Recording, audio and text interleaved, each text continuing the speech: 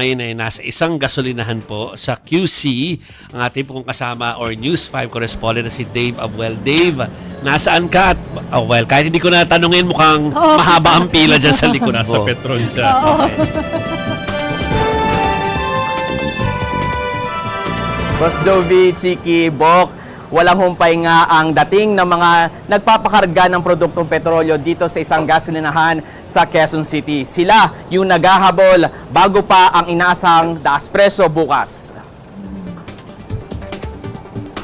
Malapila sa pelikula nga ang haba ng mga sasakyang naghahabol magpagas sa gasolinahang ito sa Commonwealth Avenue. Tinitiis ang pila, makapagpa-full tank lang bago pa ang taas presyo bukas sa mga produktong petrolyo.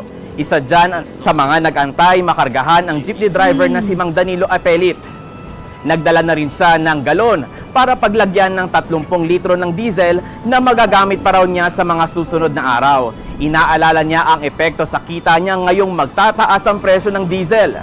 Iiwas na lang daw siyang lumabas kung hindi naman mapupuno ng mga pasahero ang kada biyahe niya. Dahil siguradong bawas ang mauwi niyang kita dahil sa taas presyo, isa pa sa inaalala niya ang pambili niya ng maintenance sa sakit sa puso at kidney.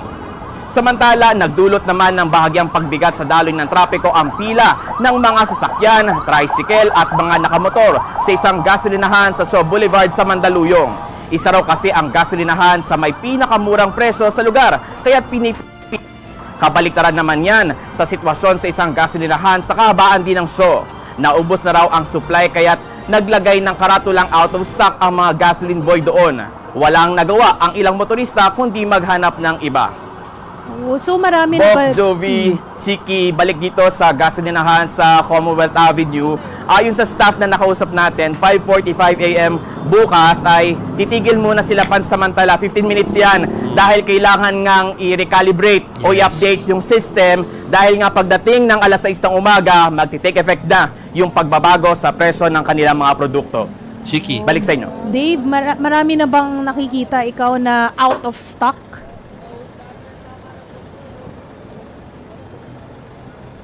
Chiki, sa pag-ikot nga natin, isa lang yung gasolinahan na abutan natin Isa doon nga sa lang. kahabaan ng Shaw Boulevard na naglagay na nga ng karatula na out of stock. Ang paliwanag sa atin nung gasoline boy ay dahil nga mababa yung presyo ng kanilang benta, ay kahapon nga at kanina umaga ay mahaba na nga yung pila ng mga motoristang nagpakarga sa kanila. Ang sabi niya sa akin, hindi pa sila sigurado, baka daw ngayong gabi o bukas ng umaga ay balik na yung kanilang operasyon. Isa pa lang pala. At sana yun lang yun. Yes. Ed. Tanda mo dati nung unang panahon ang Oh. Petron was mostly government owned. So it used to help in alleviating yung yung kapag impact merong ng oil price sitwasyon. increases. Madalas siya yung pinakamababa sa mga gas stations dati. Pero matagal na yun. Matagal na yun. Naging Saudi Aramco na. Tapos Yes. So, may tanong ka ba kay, Kay Dave. Kay Dave. okay. Ano ba? Hindi naman siguro. Pero Bok, anong tingin mo diyan sa mga sasakyan diyan sa likod mo? Karamihan ba mga SUV, mga PUV? mga garang kotse. Bo, kanina mga sinubukan gas-gas kong lang. lakarin kung para silipin kung Yung haba. Okay. naglakad nga ako po kanina, tinignan ko kung gaano kahaba yung pila dito sa bukana ng gasoline station. Ang napansin ko, mostly mga private cars, yung mga nakapila dito. Kung susumahin, mga 200 to 300 meters din yung pila Uy. ng mga sasakyang yan. Ayon dun sa staff ng gasoline station na ito, may oras talaga na sobrang haba, pero may oras din nakakaunti yung pila ng mga motorista dito. Pero inaasahan nila ngayong gabi at saka hanggang mamayang madaling araw ay bulto-bulto ang pila ng mga naghahabol na motorista dito.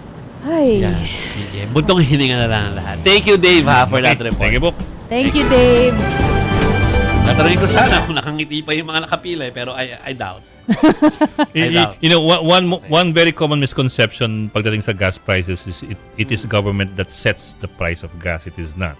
Because of the oil regulation, the of regulation, 1998. Yung ina-announce ka ni Chiki dati pa na na prices, they're actually set by the gas companies, the oil companies.